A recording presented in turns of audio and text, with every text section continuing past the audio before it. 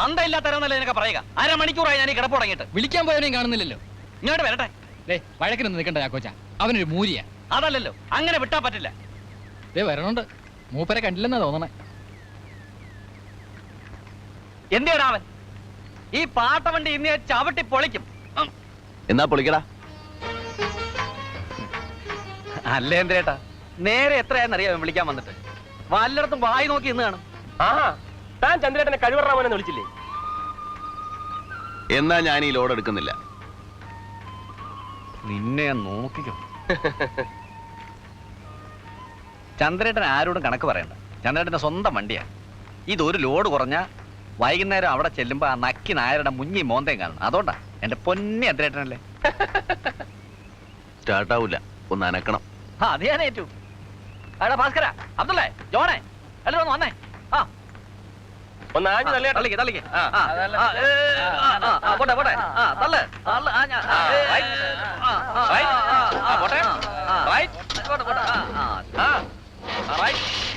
ഇവിടെ കൊള്ളാം. പോട്ടെ.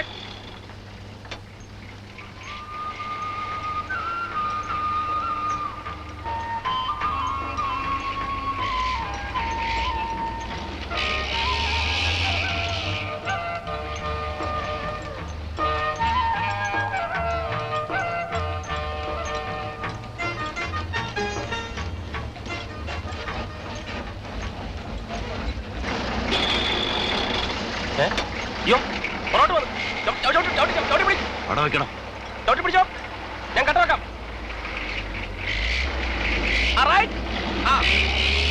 മുന്നോട്ട് പോട്ടെ, മുന്നോട്ട് പോട്ടെ, മുന്നോട്ട് പോട്ടെ, മുന്നോട്ട് പോട്ടെ. പോട്ടെ, റൈറ്റ്.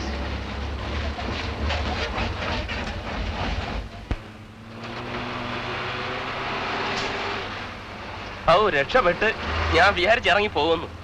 അങ്ങനെ ഇവൻ എന്നെ ചതിക്കുവോ? 10-12 കൊല്ലായിട്ട് ഞാൻ പിടിക്കുന്നതായി വളയം. നമ്മുടെ സാമ്പത്തിക സ്ഥിതി ഇവനറിയാം.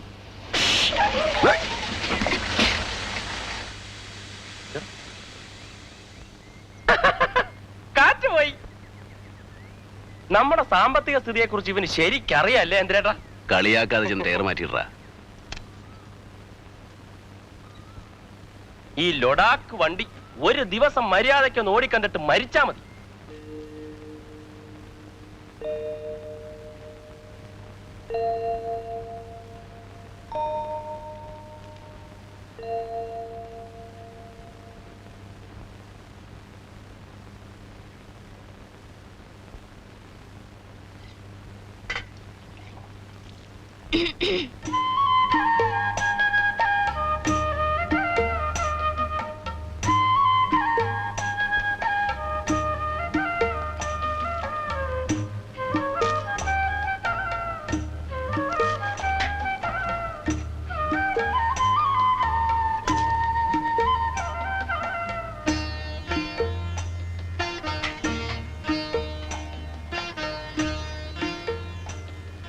ഇവക്കിത് എന്തിന്റെ സൂക്കേടാടാ?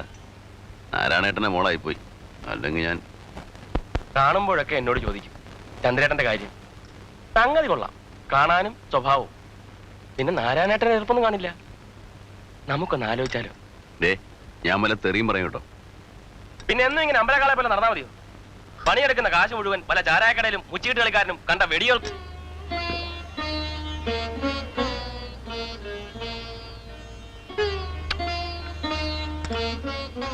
വീട്ടിൽ ചെല്ലുമ്പോഴൊക്കെ രമണി എന്നോട് ചോദിക്കും, ചന്ദ്രേട്ടനും വേണ്ടേ നമ്മളെപ്പോലൊരു വീടും ജീവിതവും എന്നൊക്കെ.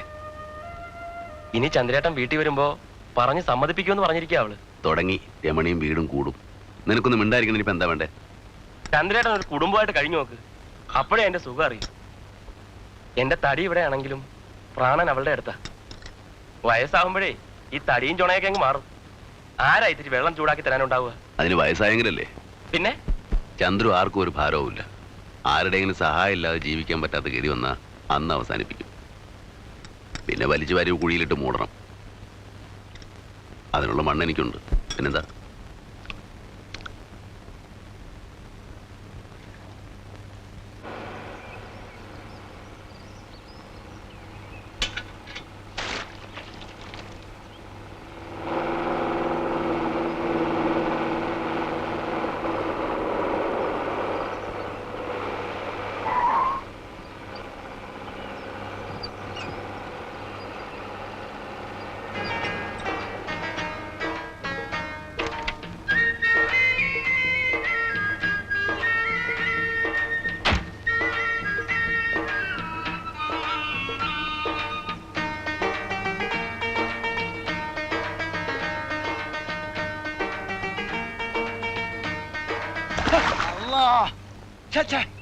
അയ്യോ മുതലാളിയോ? മോനെ മൂഞ്ഞിമേടെ വെള്ളം പറ്റണേ. മുതലാളി കണ്ടില്ല. മൂത്ത് 2 കണ്ണ് ഫിറ്റ് ചെയ്തേക്കണേ. പിന്നെ എന്തിനാ പടക്കെ? എവിടാ നമുക്ക്? ആര്? അന്റെ മുതലാളി ചന്ദ്രു മുറിയിലുണ്ടാവും. വേഗം വണ്ടി കൊണ്ട് അങ്ങോട്ട് വാ. ഇന്ന് വണ്ടി കൊണ്ട് നമ്മള് പോകും. അയ്യോ മുതലാളി ചതിക്കരുത്, ഞങ്ങളുടെ കഞ്ഞിയാണ്. ഇന്ന് ആ കഞ്ഞിക്കല ഞാൻ എടുക്കും. അനക്കറിയോ 10-15,000 ഉറുപ്പ്യ ബാക്കി നിൽക്കണത്. മാസാമാസം തന്നു തീർത്തോളാ കരാറ്. കൊല്ലൊന്നായി ഒറ്റ കായ് എന്നിട്ടില്ല ഹിമാർ. ചന്ദ്രേട്ടനെ മുതലാളിക്ക് അറിയാമല്ലോ. 5-8 കൊല്ലം മുതലാളിയുടെ കൂടെ പണിയെടുത്ത ആളല്ലേ. ചന്ദ്രേട്ടൻ തരാണ്ടിരിക്കില്ല. എന്ന് എന്റെ മയ്യെ തടക്കിട്ടാ തെണ്ടി തിരിഞ്ഞു നടന്നപ്പോ പിടിച്ചോണ്ടേ വളയം പിടിപ്പിച്ച നമ്മളാ. എന്നിട്ട് നമ്മളോട് വേണക്കളി. അത് കൽവിലിരിക്കട്ടെ. ആ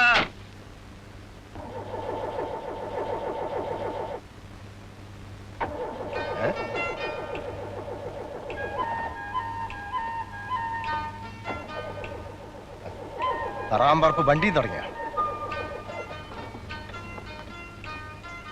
നിന്നേ ഒരു കയ്യെന്ന് വെച്ചേ. ഒരു കൈയല്ല 2 കൈയും വെക്കാം. പക്ഷെ 2 രൂപ തരണം. ഒന്ന് അനക്കണേനാ. ജോലി ചെയ്താ കാശ് കിട്ടണം. മുതലാളിയാവുമ്പം കാശ് വാങ്ങാൻ പാടില്ലാത്ത എന്ത് ചെയ്യാം? മുതലാളിക്ക് അറിയൂ, 2-3 മാസം കഴിഞ്ഞാൽ ഞാനൊരു കുഞ്ഞിന്റെ തന്തയാ. ഒരു വീട് വെക്കണം. ഈ കല്ലും മരവൊന്നും ചിരിച്ചു കാണിച്ചാ കിട്ടില്ല. ആഹാ, അപ്പൊ ചങ്ങാതിനെ പോലെ അല്ല നീ. വീടും കൂടി നോക്കണം വിചാരണ്ട്. നാ പുടി 5 ഉറുപ്പ്യ ഉണ്ട്. ഇരിക്കട്ടെ. വളരെ സന്തോഷം. പിടിച്ചോ. തള്ളിക്കോ. ബ്രേക്കിന്ന് കാലിട്.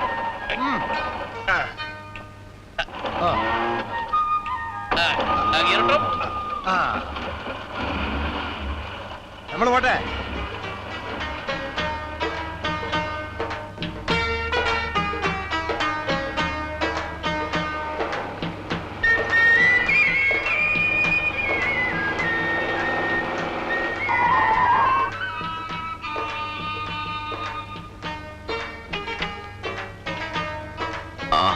മുതലാളിയോ? അനക്കെത്ര വാപ്പേണ്ടാ? കഴിഞ്ഞ 1-ാം തീയതി എന്റെ കുടിയിൽ ഉറുപ്പ്യം കൊണ്ട് വരാന്ന് പറഞ്ഞോനായി. എന്നിട്ട് വന്നോ? വണ്ടിക്ക് പണി ഒഴിഞ്ഞ നേരല്ല. ആഴ്ചയിൽ 2-3 ദിവസം വർക്ക്ഷോപ്പ്. അതല്ല ചോദിച്ചത്, ഉറുപ്പ്യം കൊണ്ട് ഈ വന്നോന്ന്. ഇല്ല, എന്റെ ഉണ്ടായില്ല. ആഹാ, എന്നാ വണ്ടി കൊണ്ട് നമ്മള് പോവാണ്. കൊണ്ടുപോയിക്കോ.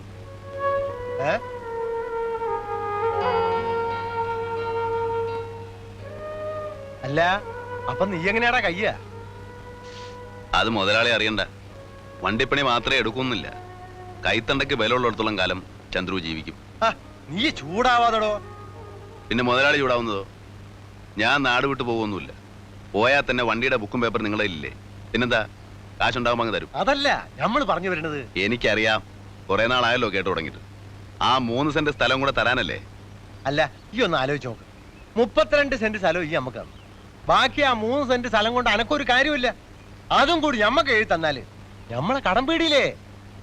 ഒന്നും വില കൂട്ടിക്കോ. പിന്നെ മാസാമാസം കായം ചോദിച്ച് നമ്മൾ ഇങ്ങോട്ട് വരില്ല. ബുക്കും പേപ്പർ എനിക്ക് തിരിച്ചു തരാം. എന്റെ കയ്യിലിരുന്നാല് എന്നെങ്കിലും ഇത്തിരി കായിന് ആവശ്യം വന്നാല് കൊണ്ടേ പണയം വെക്കാലോ. ഇല്ല മുതലാളി, അത് ഞാൻ തരില്ല. നാളെ ഞാൻ എവിടെയെങ്കിലും വീണ് ചത്ത പെരുവഴി കിടന്ന് നാറരുത്. എന്റെ അച്ഛനെ അടക്കിയത് ആ മണ്ണില്ല. അവിടെ തന്നെ വേണം എന്നെ. എന്നാലേ ഞമ്മൾ പറഞ്ഞു അങ്ങ് മറന്നാളാ.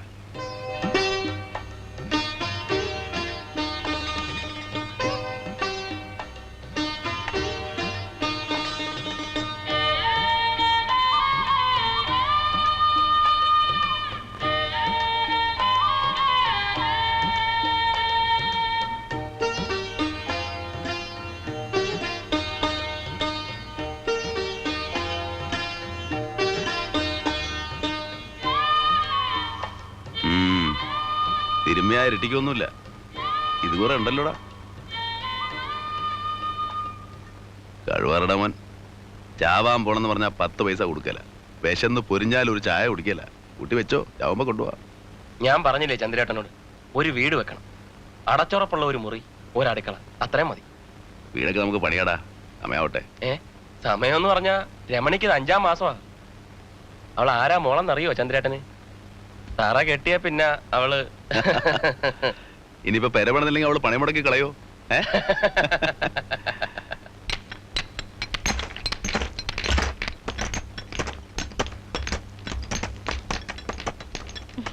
വണ്ടിപ്പണി ഉണ്ടെങ്കിലും ഇല്ലെങ്കിലും രവി 10 രൂപയുടെ കാശ് വേറെ ഉണ്ടാക്കും. ചന്ദ്രേട്ടന്റെ വണ്ടിക്ക് കേടില്ലാത്ത ദിവസമില്ല.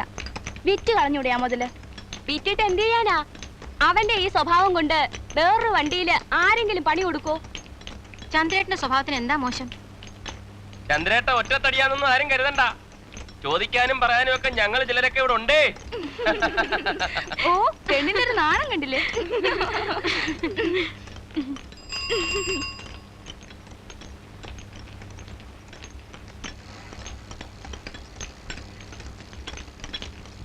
കേക്കരവിക്ക് കത്തുണ്ടോ? ഉണ്ട്.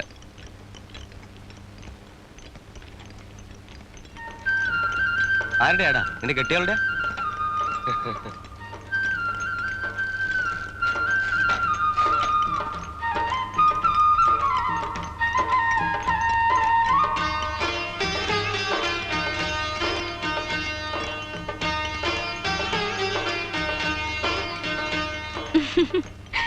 ഈ രവിയുടെ പെണ്ണിന് വേറെ പണിയൊന്നും ഇല്ലേ?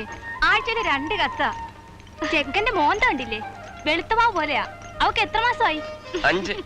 കല്യാണം കഴിഞ്ഞ് കൊല്ലമൊന്നായില്ല, അതിനുമ്പ് കൊച്ചായി. അങ്ങനെ ആമ്പിള്ളാര് ചെലവേണോട്ടോ. പിന്നെന്താ, സരള ചേച്ചിക്കും കാത്തൂനും മറിയാമ്മ ചേട്ടത്തിക്കും എല്ലാവർക്കും വയറ് നിറച്ച് പായസം. എന്റെ മോളുടെ 28-ന് സദ്യയും. മോളോ? അപ്പൊ പിറണേന് മുമ്പ് നീ അങ്ങ് തീരുമാനിച്ചോ മോളാണെന്ന്? ആദ്യത്തെ മോളാ, എനിക്ക് ഉറപ്പാ. ഞാൻ തുളസിയിലിട്ട് നോക്കി, 3 പ്രാവശ്യം മലർന്നു തന്നെയാ വീണത്. തുളസിയിലെ നുണ പറയില്ല.